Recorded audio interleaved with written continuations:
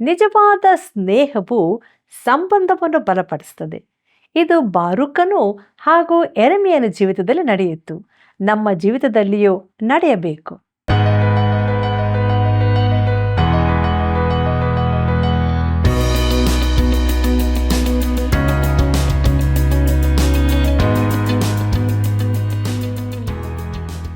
ಆತ್ಮೀಯ ವೀಕ್ಷಕರೇ, ನಿಮ್ಮೆಲ್ಲರಿಗೂ ಪ್ರೀತಿಯ ವಂದನೆಗಳು.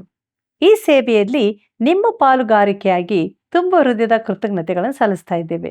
ಇಂದಿನ ಅಧ್ಯಯನದಲ್ಲಿ ಬಾರೂಕನೆಂಬ ಯೆರೆಮೀಯನ ಸ್ನೇಹಿತನನ್ನು ಐಗುಪ್ತ, ಫಿಲಿಸ್ಟಿಯ, ಮೋವಾಬಿಗೂ ಹೇಳಲ್ಪಟ್ಟ ಪ್ರವಾದನೆಯ ಬಗ್ಗೆಯೂ ಯಹೂದ ದೇಶಕ್ಕೆ ಸಂಬಂಧಿಸಿದ ಸಂಗತಿಗಳಿಗೆ ದೇವರೇ ಜವಾಬ್ದಾರಿ ಹೊತ್ತನೋ ಎಂಬುದನ್ನು ಇಂದು ನಾವು ತಿಳಿದುಕೊಳ್ಳೋಣ.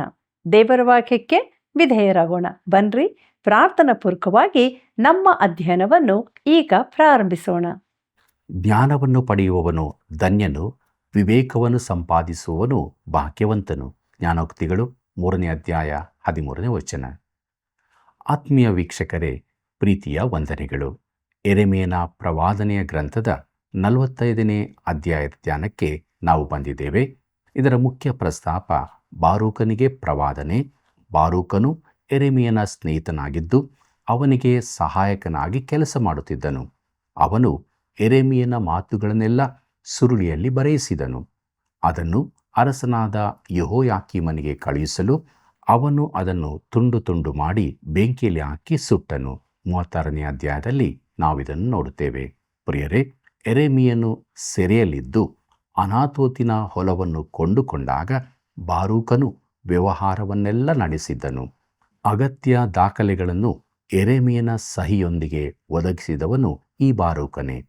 ಕೊನೆಗೆ 43ನೇ ಅಧ್ಯಾಯ 6ರ ಪ್ರಕಾರ ಬಾರೂಕನೂ ಸಹ ಯೆರೆಮೀಯನೊಂದಿಗೆ ಐಗುಪ್ತಿಗೆ ತರಲ್ಪಟ್ಟನು. ಪ್ರಿಯರೇ, ಈ 45ನೇ ಅಧ್ಯಾಯದಲ್ಲಿನ ಬಾರೂಕನಿಗೆ ಹೇಳಲ್ಪಟ್ಟ ಪ್ರವಾದನೆಯು ನಿಜವಾಗಿಯೂ ಯೆಹೋಯಾಕೀಮನ ಆಳ್ವಿಕೆಯ ಕಾಲದಲ್ಲಿ ಕೊಡಲ್ಪಟ್ಟದ್ದು. ಆದ್ದರಿಂದಲೇ ಈ ಪುಸ್ತಕದ ಪ್ರಾರಂಭದಲ್ಲೇ ನಾವು ಹೇಳಿದ್ದೇನೆಂದರೆ, ಯೆರೆಮೀಯನ ಪುಸ್ತಕದಲ್ಲಿ ವಿಷಯಗಳ ಕಾಲಾನುಕ್ರಮ ಇದ್ದಂತೆ ಕಂಡರೂ ಅವು ಸಮಯಕ್ಕನುಸಾರ ವ್ಯವಸ್ಥಿತವಾಗಿರುವುದಿಲ್ಲ ಎಂಬುದಾಗಿ.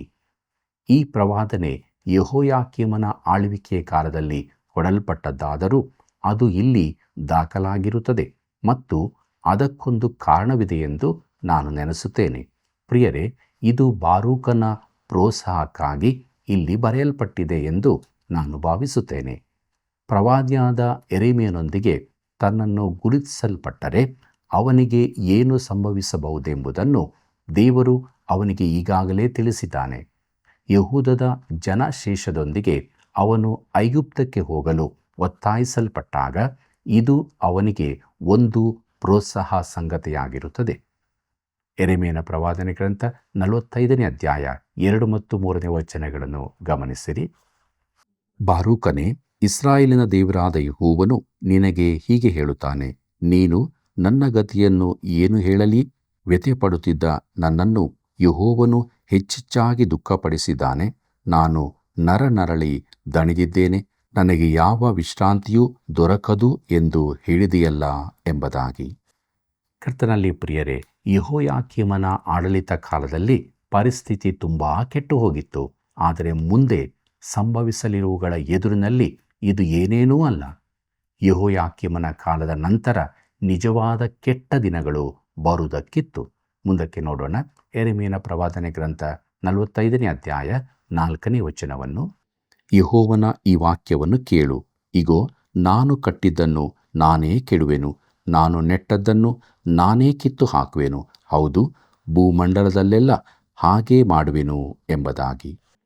ಪರಿಸ್ಥಿತಿಗಳು ಎಷ್ಟೇ ಕೆಟ್ಟು ಹೋಗಲಿರುವುದಾದರೂ ದೇವರಾದ ತಾನೇ ಅದಕ್ಕೆ ಕಾರಣನೆಂಬುದನ್ನು ಬಾರೂಕನು ತಿಳಿಯತಕ್ಕದ್ದು. ಯಹೂದ ದೇಶಕ್ಕೆ ಸಂಭವಿಸಲಿರುವ ಸಂಗತಿಗಳ ಜವಾಬ್ದಾರಿಯನ್ನು ದೇವರೇ ಹೊರುತ್ತಾನೆ. ಆದ್ದರಿಂದ ಬಾರೂಕನು ಜನರೊಂದಿಗೆ ಹೋಗಬಹುದು. ಮುಂದಕ್ಕೆ ನೋಡ್ರಿ, ಯೆರೆಮೀಯನ ಪ್ರವಾದನೆ ಗ್ರಂಥ 45ನೇ ಅಧ್ಯಾಯ 5ನೇ ವಚನವನ್ನು. ಮಹಾಪದವಿಯನ್ನು ನಿರೀಕ್ಷಿಸಿಕೊಳ್ಳುತ್ತೀಯೋ? ನಿರೀಕ್ಷಿಸಬೇಡ. ಆಹಾ, ನಾನು ನರಜನ್ಮದವರೆಲ್ಲರಿಗೂ ಕೇಡನ್ನುಂಟು ಮಾಡುವೆನು. ಆದರೆ ನೀನು ಎಲ್ಲಿಗೆ ಹೋದರೂ ಪ್ರಾಣವೊಂದನ್ನೇ ಬಾಚಿಕೊಂಡು ಹೋಗುವುದಕ್ಕೆ ನಿನಗೆ ಅವಕಾಶ ಕೊಡುವೆನು. ಇದು ಯೆಹೋವನಾದ ನನ್ನ ನುಡಿ ಎಂಬುದಾಗಿ. ಕರ್ತನಲ್ಲಿ ಪ್ರಿಯರೇ, ಬಾರೂಕನು ಇನ್ನೂ ಯೌವನಸ್ಥನಾಗಿರುವಾಗಲೇ ಈ ಪ್ರವಾದನೆ ಅವನಿಗೆ ಕೊಡಲ್ಪಟ್ಟಿತು. ದೇಶದ ಚರಿತ್ರೆಯ ಈ ದುಃಖಕರವಾದ ಸನ್ನಿವೇಶದಲ್ಲಿ ಅವನು ತನಗಾಗಿ ಹೆಚ್ಚಿನ ಯಾವುದನ್ನು ನಿರೀಕ್ಷಿಸಬಾರದೆಂದು ದೇವರು ಹೇಳುತ್ತಾನೆ. ಅವನು ಬಹು ಕಷ್ಟದ ದಿನಗಳನ್ನು ದಾಟಿ ಹೋಗಬೇಕಾಗುತ್ತದೆ. ಯಾಕಂದರೆ ದೇವರು ಅವನನ್ನು ಉಳಿಸಲಿಕ್ಕಿದ್ದಾನೆ. ಪ್ರಿಯರೇ, ಈಗ ಯೆರೆಮೀಯನು ಅವನ ಸ್ನೇಹಿತನೂ ಸಹಾಯಕನೂ ಆದ ಬಾರೂಕನು ಐಗುಪ್ತದಲ್ಲಿ ವೃದ್ಧಾಪ್ಯ ಮುಟ್ಟಿದವರಾಗಿದ್ದಾರೆ. ತಾವು ಜೀವಿಸಿದ ಕಷ್ಟಕರವಾದ ಕಾಲದಲ್ಲೆಲ್ಲ ದೇವರು ತಮ್ಮನ್ನು ಉಳಿಸಿ ಕಾಪಾಡಿದ್ದಾನೆಂದು ಅವರು ನೋಡಿದ್ದಾರೆ. ಪ್ರೀತಿಯುಳ್ಳ ದೇವಜನರೇ, ಮುಂದಕ್ಕೆ ನಾವು ಯೆರೆಮೀಯನ ಪ್ರವಾದನೆ ಗ್ರಂಥದ 46, 47 ಮತ್ತು 48 ಅಧ್ಯಾಯಗಳನ್ನು ನೋಡೋಣ. ಇದರ ಮುಖ್ಯ ಪ್ರಸ್ತಾಪ ಐಗುಪ್ತಕ್ಕೆ ಪ್ರವಾದನೆ. ಫಿಲಿಷ್ಟಿಯ ಮೋವಾಬಿಗೂ ಕೂಡ ದೇವರಿಗೆ ಅವಿಧೇಯರಾಗಿ ಐಗುಪ್ತಕ್ಕೆ ಹೋದ ಜನಶೇಷದೊಂದಿಗೆ ಯೆರೆಮೀಯನು ಬಲಾತ್ಕಾರದಿಂದ ಒಯ್ಯಲ್ಪಟ್ಟು ಈಗ ಅವನು ಐಗುಪ್ತದಲ್ಲಿದ್ದಾನೆ. ಈಗ ಯೆರೆಮೀಯನು ಸುತ್ತಲಿನ ಜನಾಂಗಗಳಿಗೆ ಪ್ರವಾದನೆ ನುಡಿಯುತ್ತಾನೆ. ಪ್ರೀತಿಯುಳ್ಳ ದೇವಜನರೇ, ಐಗುಪ್ತಕ್ಕೆ ಏನು ಸಂಭವಿಸುತ್ತದೆಂದು ದೇವರು ಅವರಿಗೆ ತಿಳಿಸುತ್ತಾನೆ. ಯಹೂದದಿಂದ ಐಗುಪ್ತಕ್ಕೆ ಬಂದ ಜನಶೇಷದವರು ಇಲ್ಲಿ ತಮಗೆ ಸಮಾಧಾನವೂ ಸಮೃದ್ಧಿಯೂ ಇರುತ್ತದೆಂದು ನೆನೆಸಿದ್ದರು. ದೇವರು ಹೇಳುತ್ತಾನೆ, ನಾನು ನಿಮಗೆ ಹೇಳಬೇಕಾದದ್ದಿದೆ. ಯುದ್ಧವು ಐಗುಪ್ತಕ್ಕೆ ತಿರುಗುತ್ತದೆ. ನೆಬೂಕದ್ನೆಚ್ಚರನು ಐಗುಪ್ತವನ್ನು ವಶಪಡಿಸಿಕೊಳ್ಳುತ್ತಾನೆ. ಹಾಗೆಯೇ ಆಯಿತು. ಪ್ರಿಯರೇ, ಮುಂದಕ್ಕೆ ನೋಡ್ರಿ, ಯೆರೆಮೀಯನ ಪ್ರವಾದನೆ ಗ್ರಂಥ 46ನೇ ಅಧ್ಯಾಯ 17ನೇ ವಚನವನ್ನು. ಐಗುಪ್ತದ ಅರಸನಾದ ಫರೋಹನು ದಡಮ್ಮನೆ ಬಿದ್ದವನು, ಯುಕ್ತ ಸಮಯವನ್ನು ಉಪೇಕ್ಷಿಸಿದವನು ಎಂದು ಅಲ್ಲಿ ಕೂಗಿದರು ಎಂಬುದಾಗಿ. ಕರ್ತನಲ್ಲಿ ಪ್ರಿಯರೇ, ಅಂದರೆ ಅವರು ಇನ್ನೂ ಫರೋಹನಲ್ಲಿ ಭರವಸವಿಡಲು ಸಾಧ್ಯವಿಲ್ಲ. ಐಗುಪ್ತವು ಸೋತು ಹೋಗುತ್ತದೆ. ಯೆರೆಮೀಯನ ಪ್ರವಾದನೆ ಗ್ರಂಥ 46ನೇ ಅಧ್ಯಾಯ 19ನೇ ವಚನವನ್ನು ಗಮನಿಸಿರಿ.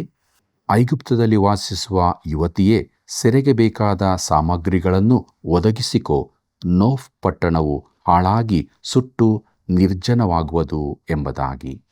ಪ್ರೀತಿಯುಳ್ಳ ದೇವಜನರೇ, ಯಹೂದದಲ್ಲಿ ಉಳಿದುಕೊಂಡವರು ಫರೋಹನಲ್ಲಿಯೂ ಐಗುಪ್ತದಲ್ಲಿಯೂ ತಮ್ಮ ಭರವಸವನ್ನಿಟ್ಟು ದೊಡ್ಡ ತಪ್ಪು ಮಾಡಿದರು. ಅವರು ದೇವರ ಮೇಲೆ ಭರವಸವಿಡಬೇಕಾಗಿತ್ತು. ಆದರೂ ಇದೆಲ್ಲ ನಡೆದರೂ ಯೆರೆಮೀಯನು ಅವರಿಗೆ ಅದ್ಭುತವಾದ ಸಂತೈಸುವಿಕೆಯ ಪ್ರವಾದನೆಯನ್ನು ನುಡಿಯುತ್ತಾನೆ. ಅದೇನೆಂಬುದಾಗಿ ನೋಡೋಣ. ಯೆರೆಮೀಯನ ಪ್ರವಾದನೆ ಗ್ರಂಥ 46ನೇ ಅಧ್ಯಾಯ 27 ಮತ್ತು 28ನೇ ವಚನವನ್ನು ಗಮನಿಸಿರಿ. ನನ್ನ ಸೇವಕ ಯಾಕೋಬೇ, ಭಯಪಡಬೇಡ. ಇಸ್ರಾಯೇಲೇ, ಅಂಜಬೇಡ. ಇಗೋ, ನಾನು ನಿನ್ನನ್ನು ದೂರ ದೇಶದಿಂದ ಉದ್ಧರಿಸುವೆನು. ನಿನ್ನ ಸಂತಾನವನ್ನು ಸೆರೆಹೋದ ಸೀಮೆಯಿಂದ ರಕ್ಷಿಸುವೆನು. ಯಾಕೋಬು ಹಿಂದಿರುಗಿ ನೆಮ್ಮದಿಯಾಗಿಯೂ ಹಾಯಾಗಿಯೂ ಇರುವುದು. ಯಾರೂ ಅದನ್ನು ಎದುರಿಸರು. ನನ್ನ ಸೇವಕ ಯಾಕೋಬೇ, ಭಯಪಡಬೇಡ. ನಾನು ನಿನ್ನೊಂದಿಗಿದ್ದೇನೆ. ನಾನು ಯಾವ ಜನಾಂಗಗಳಲ್ಲಿಗೆ ನಿನ್ನನ್ನು ಅಟ್ಟಿದೇನೋ ಆ ಜನಾಂಗಗಳನ್ನೆಲ್ಲ ನಿರ್ಮೂಲ ಮಾಡುವೆನು. ನಿನ್ನನ್ನು ನಿರ್ಮೂಲ ಮಾಡೆನು, ಮಿತಿಮೀರಿ ಶಿಕ್ಷಿಸೇನು, ಆದರೆ ಶಿಕ್ಷಿಸದೆ ಬಿಡುವುದಿಲ್ಲ. ಇದು ಯೆಹೋವನ ನುಡಿ ಎಂಬುದಾಗಿ. ಪ್ರೀತಿಯುಳ್ಳ ದೇವಜನರೇ, ಈ 2 ವಚನಗಳನ್ನು ನೀವು ಓದಿದ ಬಳಿಕ ಸತ್ಯವೇದ ನಿಜವೆಂದು ನಂಬುವುದಾದರೆ ದೇವರು ಇಸ್ರಾಯೇಲ್ಯರ ಕೈ ಬಿಟ್ಟಿಲ್ಲವೆಂಬುದನ್ನು ನೀವು ನಂಬಲೇಬೇಕು. ದೇವರು ತಾನು ಅವರನ್ನು ಶಿಕ್ಷಿಸಬೇಕಾಗಿದೆ ಎಂದು, ಆದರೆ ಅವರನ್ನು ನಿರ್ಮೂಲ ಮಾಡುವುದಿಲ್ಲವೆಂದು ಹೇಳುತ್ತಾನೆ. ದೇವರು ತನ್ನ ಜನರನ್ನು ತಳ್ಳಿಬಿಟ್ಟನೋ? ರೋಮಾಪುರದವರಿಗೆ ಬರೆದ ಪತ್ರಿಕೆ 11ನೇ ಅಧ್ಯಾಯ 1ನೇ ವಚನ ನೋಡಿರಿ ಎಂಬ ಪ್ರಶ್ನೆಗೆ ಇಲ್ಲಿ ಉತ್ತರವಿದೆ. ನಾವು ದೇವರ ವಾಕ್ಯವನ್ನು ನಂಬುವುದಾದರೆ ಇದನ್ನು ಸತ್ಯವೆಂದು ಒಪ್ಪಲೇಬೇಕು. ಕರ್ತನಲ್ಲಿ ಪ್ರಿಯರೇ, ಮುಂದಕ್ಕೆ ನಾವು ಫಿಲಿಷ್ಟಿಯದ ವಿಷಯವಾದ ದೈವೋಕ್ತಿ ಎಂಬ ವಿಚಾರವನ್ನು ನೋಡೋಣ. ಯೆರೆಮೀಯನು ಫಿಲಿಷ್ಟಿಯರಿಗೆ ಹೇಳಿದ ಪ್ರವಾದನೆಯು 47ನೇ ಅಧ್ಯಾಯದಲ್ಲಿದೆ. ಯಹೂದದಿಂದ ಬಂದ ಈ ಚಿಕ್ಕ ಜನಶೇಷವು ಸಹಾಯಕ್ಕಾಗಿ ಒಬ್ಬರಿಂದೊಬ್ಬರ ಕಡೆಗೆ ಹೋದರು. ಅವರು ಎಲ್ಲಿಗೆ ಹೋಗಬೇಕು? ಯಾರನ್ನು ಆತುಕೊಳ್ಳಲಿ? ಕೆಲವು ದೇಶಗಳು ಈಗಾಗಲೇ ಅವರ ವೈರಿಗಳಾಗಿದ್ದವರು. ಅವರ ಆಶ್ರಯಕ್ಕೆ ಹೋಗಬೇಕೋ? ಇದಕ್ಕೆ ಉತ್ತರ ಬೇಡವೆಂಬುದೇ. ಯಾಕಂದರೆ ಫಿಲಿಷ್ಟಿಯ ದೇಶ ಕೂಡ ಶತ್ರು ವಶವಾಗಲಿದೆ. ಯೆರೆಮೀಯನ ಪ್ರವಾದನೆ ಗ್ರಂಥ 47ನೇ ಅಧ್ಯಾಯ 1ನೇ ವಚನವನ್ನು ಗಮನಿಸಿರಿ. ಫರೋಹನು ಗಾಜಾ ಊರನ್ನು ಹೊಡೆದದಕ್ಕೆ ಮುಂಚಿತವಾಗಿ ಯೆಹೋವನು ಫಿಲಿಷ್ಟಿಯರ ವಿಷಯವಾಗಿ ಪ್ರವಾದಿಯಾದ ಯೆರೆಮೀಯನಿಗೆ ದಯಪಾಲಿಸಿದ ವಾಕ್ಯ ಎಂಬುದಾಗಿ. ಪ್ರಿಯರೇ, ಇಸ್ರಾಯೇಲ್ಯರ ಬದ್ಧ ವೈರಿಗಳಾಗಿದ್ದ ಫಿಲಿಷ್ಟಿಯರ ವಿಷಯವಾದ ದೈವೋಕ್ತಿಯನ್ನು ನಾವು ಈ ಭಾಗದಲ್ಲಿ ನೋಡಲಿದ್ದೇವೆ. ಯೆರೆಮೀಯನ ಪ್ರವಾದನೆ ಗ್ರಂಥ 47ನೇ ಅಧ್ಯಾಯ 2ನೇ ವಚನವನ್ನು ಗಮನಿಸಿರಿ. ಯೆಹೋವನು ಇಂತೆನ್ನುತ್ತಾನೆ, ಇಗೋ, ಪ್ರವಾಹವು ಬಡಗಳಿಂದ ಹೊರಟು ತುಂಬಿ ತುಳುಕುವ ತೊರೆಯಾಗಿ ದೇಶವನ್ನು, ಅದರಲ್ಲಿರುವ ಸಮಸ್ತವನ್ನು, ಪಟ್ಟಣವನ್ನು, ಪಟ್ಟಣದ ನಿವಾಸಿಗಳನ್ನು ಆಕ್ರಮಿಸುವುದು. ಆಗ ಅಲ್ಲಿನವರು ಮೊರೆಯಿಡುವರು ಎಂಬುದಾಗಿ.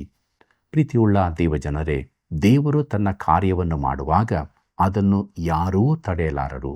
ಪ್ರವಾಹದೋಪಾದಿಯಲ್ಲಿ ಕಷ್ಟವು ಸಂಭವಿಸುವುದು, ಜನರು ಮೊರೆಯಿಡುವರು. ಮುಂದಕ್ಕೆ ನೋಡೋಣ. ಯೆರೆಮೀಯನ ಪ್ರವಾದನೆ ಗ್ರಂಥ 47ನೇ ಅಧ್ಯಾಯ 3ನೇ ವಚನವನ್ನು. ದೇಶದವರೆಲ್ಲ ಗೋಳಾಡುವರು, ಶತ್ರುವಿನ ತುರಗಗಳ ಗೊರಸುಗಳು ನೆಲವನ್ನು ಅಪ್ಪಳಿಸುವ ಶಬ್ದಕ್ಕೂ, ರಥಗಳ ರಭಸಕ್ಕೂ, ಚಕ್ರಗಳ ಬಿರುಗುಟ್ಟುವಿಕೆಗೂ ತಂದೆಗಳು ಹೆದರುತ್ತಾ ಜೋಲುಗೈಯುಳ್ಳವರಾಗಿ ತಮ್ಮ ಮಕ್ಕಳನ್ನು ಹಿಂದಿರುಗಿ ನೋಡರು ಎಂಬುದಾಗಿ. ಕರ್ತನಲ್ಲಿ ಪ್ರಿಯರೇ, ಬಹು ಭಯಂಕರವಾದ ಶಬ್ದವು ಕೇಳಿಸುವುದು. ತಂದೆಗಳ ಕೈಗಳು ಬರಿದಾಗುವವು. ತಮ್ಮ ಮಕ್ಕಳನ್ನು ಕೂಡ ಹಿಂದಿರುಗಿ ನೋಡಲು ಅಸಾಧ್ಯವಾದಂಥ ಸ್ಥಿತಿಯಲ್ಲಿರುತ್ತಾರೆ. ಯೆರೆಮೀಯನ ಪ್ರವಾದನೆ ಗ್ರಂಥ 47ನೇ ಅಧ್ಯಾಯ 4ನೇ ವಚನವನ್ನು ಗಮನಿಸಿರಿ. ಏಕೆಂದರೆ ಆ ದಿನದಲ್ಲಿ ಫಿಲಿಷ್ಟಿಯರೆಲ್ಲರೂ ಸೂರೆಯಾಗುವರು. ತೂರಿನ ಮತ್ತು ಚೀದೋನಿನ ಸಹಾಯಕರಲ್ಲಿ ಕಳೆದುಳಿದವರೆಲ್ಲ ನಿರ್ಮೂಲರಾಗುವರು. ಕಪ್ತೋರ್ ದ್ವೀಪದವರಿಂದ ಉತ್ಪನ್ನರಾದ ಫಿಲಿಷ್ಟಿಯರನ್ನು ಯೆಹೋವನೇ ಸೂರೆ ಮಾಡುವನು ಎಂಬುದಾಗಿ. ಕರ್ತನಲ್ಲಿ ಪ್ರಿಯರೇ, ಆ ದಿನಗಳಲ್ಲಿ ಇದ್ದ ಉನ್ನತರಾದ ಫಿಲಿಷ್ಟಿಯರು ದೇವರ ಎದುರಿನಲ್ಲಿ ನಿಲ್ಲಲಾರರು. ಅವರ ಸಹಾಯಕರೂ ಕೂಡ ನಿರ್ಮೂಲರಾಗುವರು. ಯಾಕೆಂದರೆ ಯೆಹೋವನ ರೋಷವು ಅತೀ ಭಯಂಕರವಾಗಿರುವುದು. ಯೆರೆಮೀಯನ ಪ್ರವಾದನೆ ಗ್ರಂಥ 47ನೇ ಅಧ್ಯಾಯ 5ನೇ ವಚನವನ್ನು ಗಮನಿಸಿರಿ. ಗಾಜಾ ಊರು ಬೋಳಿಸಿಕೊಂಡಿದೆ, ಅಷ್ಕೆಲೋನ್ ನಾಶನ ಹೊಂದಿದೆ.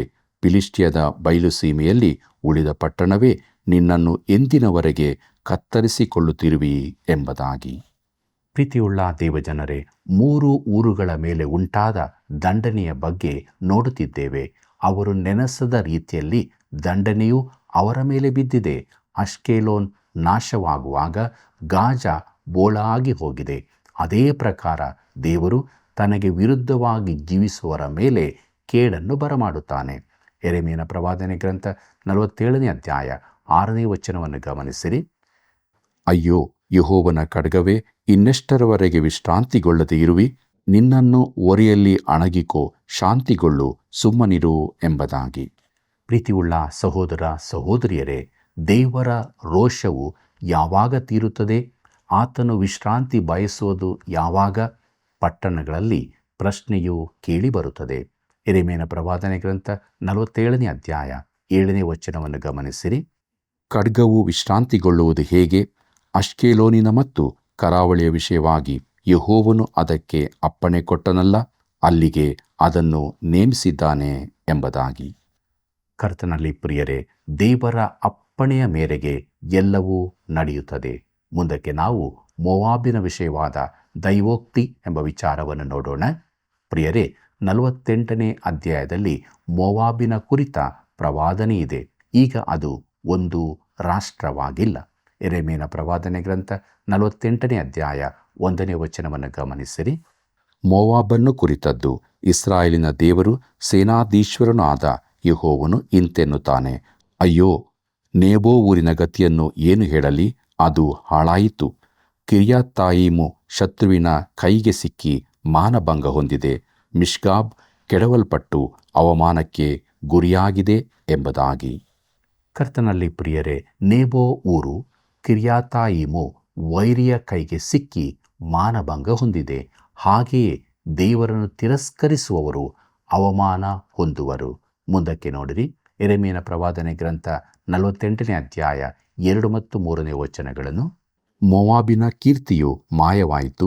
ಶತ್ರುಗಳು ಎಷ್ಬಾನಿನಲ್ಲಿ ದೇಶಕ್ಕೆ ಕೇಡನ್ನು ಕಲ್ಪಿಸಿ ಮೋವಾಬು ಇನ್ನೂ ಜನಾಂಗವೆನಿಸಿಕೊಳ್ಳದಂತೆ ಅದನ್ನು ನಿರ್ಮೂಲ ಮಾಡೋಣ ಬನ್ನಿರಿ ಎಂದು ಆಲೋಚನೆ ಮಾಡಿಕೊಂಡಿದ್ದಾರೆ. ಮದ್ಮನೆ, ನೀನು ಸಹ ಸುಮ್ಮನಾಗುವಿ, ಖಡ್ಗವು ನಿನ್ನನ್ನು ಹಿಂದಟ್ಟುವುದು. ಅಯ್ಯೋ, ಸೂರೆ ಹೋದೆವು, ಬಹು ನಾಶವಾದೆವು ಎಂಬ ಕೂಗಾಟವು ಹೋರೋನಯೀಮಿನಿಂದ ಕೇಳಿಬರುತ್ತದೆ ಎಂಬುದಾಗಿ. ಕರ್ತನಲ್ಲಿ ಪ್ರಿಯರೇ, ಮೋವಾಬು ಸಂಪೂರ್ಣವಾಗಿ ನಾಶವಾಗುತ್ತದೆ. ಬಹು ದೊಡ್ಡದಾದ ಕೂಗಾಟವು ಅಲ್ಲಿ ಕೇಳಿಬರುತ್ತದೆ. ಮುಂದಕ್ಕೆ ನೋಡೋಣ. ಯೆರೆಮೀಯನ ಪ್ರವಾದನೆ ಗ್ರಂಥ 48ನೇ ಅಧ್ಯಾಯ 4ನೇ ವಚನದಿಂದ 10ನೇ ವಚನದವರೆಗೆ. ಮೋವಾಬಿಗೆ ಭಂಗವಾಯಿತು, ಅಲ್ಲಿ ದಿಕ್ಕೆಟ್ಟವರು ಮೊರೆಯಿಟ್ಟಿದ್ದಾರೆ. ಅಳುತ್ತಳುತ್ತಾ ಲೂಹೀತ್ ದಿಣ್ಣೆಯನ್ನು ಹತ್ತುತ್ತಾರೆ. ನಾಶವಾದವೆಲ್ಲ ಎಂಬ ಪ್ರಾಣ ಸಂಕಟ ಪ್ರಲಾಪವು ಹೋರೋನಯಿಮ್ ಇಳಿಜಾರಿನಲ್ಲಿ ಕೇಳಿಸುತ್ತದೆ. ಓಡಿ ಹೋಗಿರಿ, ನಿಮ್ಮ ಪ್ರಾಣಗಳನ್ನು ಉಳಿಸಿಕೊಳ್ಳಿರಿ, ಅಡವಿಯಲ್ಲಿನ ಜಾಲಿಯಂತಿರಿ. ನೀನು ನಿನ್ನ ಕೆಲಸಗಳಲ್ಲಿಯೂ ಧನರಾಶಿಗಳಲ್ಲಿಯೂ ಭರವಸವಿಟ್ಟದರಿಂದ ನೀನು ಶತ್ರುವಿನ ಕೈವಶವಾಗುವಿ. ಕೆಮೋಷ್ ದೇವತೆಯು ಅದರ ಭಕ್ತರಾದ ಯಾಜಕರು ಪ್ರಧಾನರು ಒಟ್ಟಾಗಿ ಸೆರೆಗೆ ಹೋಗುವರು. ಸೂರೆಗಾರನು ಪ್ರತಿಯೊಂದು ಪಟ್ಟಣದ ಮೇಲೆ ಬೀಳುವನು, ಯಾವ ಪಟ್ಟಣವೂ ಉಳಿಯದು. ಯೆಹೋವನು ನುಡಿದಂತೆಯೇ ತಗ್ಗಿನ ಭೂಮಿಯು ಹಾಳಾಗುವುದು, ಮೇಲ್ನಾಡು ನಾಶವಾಗುವುದು. ಮೋವಾಬಿಗೆ ರೆಕ್ಕೆ ಕಟ್ಟಿರಿ, ಅದು ಹಾರಿ ಹೋಗಬೇಕಲ್ಲ. ಅದರ ಪಟ್ಟಣಗಳು ಹಾಳು ಬಿದ್ದು ನಿರ್ಜನವಾಗುವವು. ಯೆಹೋವನು ನೇಮಿಸಿದ ಕೆಲಸದಲ್ಲಿ ಆಲಸ್ಯಗಾರನು ಶಾಪಗ್ರಸ್ತನಾಗಲಿ. ತನ್ನ ಕತ್ತಿಯನ್ನು ರಕ್ತ ಸುರಿಸದಂತೆ ತಡೆಯುವವನಿಗೆ ಶಾಪ ತಗಲಲಿ ಎಂಬುದಾಗಿ. ಪ್ರೀತಿಯುಳ್ಳ ದೇವಜನರೇ, ದೇವರ ದಂಡನೆಯ ಕಾಲದಲ್ಲಿ ತನ್ನ ಮೇಲೆ ಅವರು ಆರಾಧಿಸುತ್ತಿದ್ದ ಎಲ್ಲ ದೇವತೆಗಳಿಗೆ ಶಿಕ್ಷೆಯಾಗುತ್ತದೆ. ಅದರಂತೆ ದೇವರು ಕೊಟ್ಟ ಕೆಲಸದಲ್ಲಿ ಆಲಸ್ಯಗಾರನು ದಂಡನೆಯನ್ನು ಪಡೆಯುತ್ತಾನೆ. ಮುಂದಕ್ಕೆ ನೋಡೋಣ. ಯೆರೆಮೀಯನ ಪ್ರವಾದನೆ ಗ್ರಂಥ 48ನೇ ಅಧ್ಯಾಯ 42ನೇ ವಚನವನ್ನು. ಮೋವಾಬು ಯೆಹೋವನನ್ನು ತಿರಸ್ಕರಿಸಿ ಉಬ್ಬಿಕೊಂಡದರಿಂದ ಅದು ಹಾಳಾಗಿ ಇನ್ನು ಜನಾಂಗವೆನಿಸಿಕೊಳ್ಳದು ಎಂಬುದಾಗಿ. ಕರ್ತನಲ್ಲಿ ಪ್ರಿಯರೇ, ಯೋರ್ದಾನ್ ಹೊಳೆಯ ಪೂರ್ವ ತೀರದ ಆಶೇಮಿ ಜೋರ್ಡಾನ್ ರಾಜ್ಯವು ಮೋವಾಬ್ಯರು ಒಮ್ಮೆ ವಾಸವಾಗಿದ್ದ ಸ್ಥಳವನ್ನು ತುಂಬಿಕೊಂಡಿದ್ದಾರೆ. ಆದರೂ ದೇವರು ಮೋವಾಬ್ಯರನ್ನು ಕೂಡ ಬಿಟ್ಟು ಬಿಡಲಿಲ್ಲ. ಈಗ ಅವರಲ್ಲಿದ್ದಾರೋ ತಿಳಿಯದು. ಅವರನ್ನು ಯಾರಾದರೂ ಎಲ್ಲಿದ್ದಾರೆಂದು ಹೇಳಬಲ್ಲರೋ ತಿಳಿದಿಲ್ಲ. ಆದರೆ ದೇವರು ತಿಳಿದಿದ್ದಾನೆ. ಯೆರೆಮೀಯನ ಪ್ರವಾದನೆ ಗ್ರಂಥ 48ನೇ ಅಧ್ಯಾಯ 47ನೇ ವಚನವನ್ನು ಗಮನಿಸಿರಿ.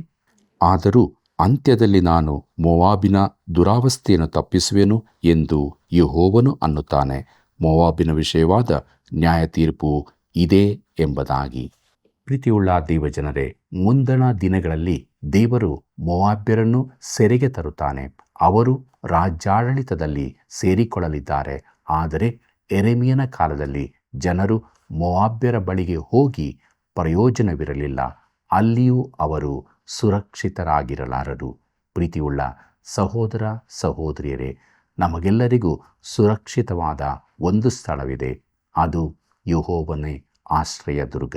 ಯೇಸು ಕ್ರಿಸ್ತನ ಹಸ್ತಕ್ಕೆ ನಾವು ಬಂದಾಗ ನಮ್ಮ ಜೀವಿತ ಸುರಕ್ಷಿತವಾಗಿರುತ್ತದೆ. ಆದ್ದರಿಂದ ದಿನಾಲೂ ಆತನೊಂದಿಗಿದ್ದುಕೊಂಡು ದೈವ ಭಯಭಕ್ತಿಯ ಜೀವಿತವನ್ನು ನಾವು ಜೀವಿಸೋಣ. ಪ್ರಾರ್ಥನೆ ಮಾಡೋಣ. ಪ್ರೀತಿ ಸ್ವರೂಪನಾದ ದೇವರೇ, ನಿನ್ನ ಪಾದ ಬಳಿಗೆ ನಾವು ಬಂದಿದ್ದೇವೆ ಸ್ವಾಮಿ. ನಿನ್ನ ವಾಕ್ಯದ ಮೂಲಕ ನೀನು ನಮ್ಮ ಸಂಗಡ ಮಾತನಾಡಿದ್ದಿ. ಸತ್ಯವನ್ನು ಅರಿತುಕೊಳ್ಳುವುದಕ್ಕೆ ಸಹಾಯ ಮಾಡು. ನಮ್ಮೆಲ್ಲ ವೀಕ್ಷಕ ಬಾಂಧವರು ಎಲ್ಲೆಲ್ಲಿ ಇದ್ದಾರೋ ಸ್ವಾಮಿ, ಅವರಿರುವಂಥ ಸ್ಥಳದಲ್ಲಿ ನೀನು ಅವರಿಗೆ ಆಶ್ರಯ ದುರ್ಗವಾಗಿರು. ನಿನ್ನ ರೆಕ್ಕೆಯ ಮರೆಯಲ್ಲಿ ಸುರಕ್ಷಿತರಾಗಿದ್ದುಕೊಂಡು ಆನಂದಘೋಷ ಮಾಡುತ್ತಾ ಬೆಳಕಿನ ಜೀವಿತವನ್ನು ದಿನಾಲೂ ಜೀವಿಸುವುದಕ್ಕೆ ಸಹಾಯ ಮಾಡು. ಯೇಸುವಿನ ನಾಮದಲ್ಲಿ ಬೇಡಿದ್ದೇವೆ ತಂದೆಯೇ, ಆಮೆನ್. ಪ್ರಿಯರೇ, ಇಂದಿನ ಅಧ್ಯಯನದಲ್ಲಿ ಇಬ್ಬರು ಸ್ನೇಹಿತರ ಬಗ್ಗೆ ತಿಳಿದುಕೊಂಡೆವು ಅಲ್ವಾ? ಅವರ ಸ್ನೇಹ, ಆತ್ಮಿಕತೆ ದೇವರ ಪ್ರೀತಿಯಲ್ಲಿ ತುಂಬಿತ್ತು. ಉಳಿದ ಜನಶೇಷವು ತಿರುಗಿ ತಪ್ಪು ಮಾಡಿದರೂ ಕೂಡ ದೇವರು ಯೆರೆಮೀಯನ ಮೂಲಕ ಅದ್ಭುತವಾದ ಸಂತೈಸುವಿಕೆಯನ್ನು ನೀಡುತ್ತಾನೆ. ಆದುದರಿಂದ ಅನುದಿನ ದೇವರ ಪ್ರೀತಿಯನ್ನು ಅರಿತುಕೊಂಡು ಆತನಲ್ಲಿ ಸಂತೋಷ ಪಡೋಣ, ಸಮಾಧಾನವನ್ನು ಜೀವಿತದಲ್ಲಿ ಅನುಭವಿಸೋಣ. ಪ್ರಿಯ ವೀಕ್ಷಕರೇ, ದೇವರ ವಾಕ್ಯವು ನಿಮಗೆ ಸಮಾಧಾನ ನೀಡಿದೆಯೋ? ಹಾಗಾದರೆ ಇತರರೊಂದಿಗೆ ಹಂಚಿಕೊಳ್ಳ್ರಿ, ಕರೆ ಮಾಡ್ರಿ, ಸೇವೆಯನ್ನು ಪ್ರೋತ್ಸಾಹಿಸಿರಿ. ಮತ್ತೆ ಸಂಧಿಸೋಣ. ವಂದನೆಗಳು.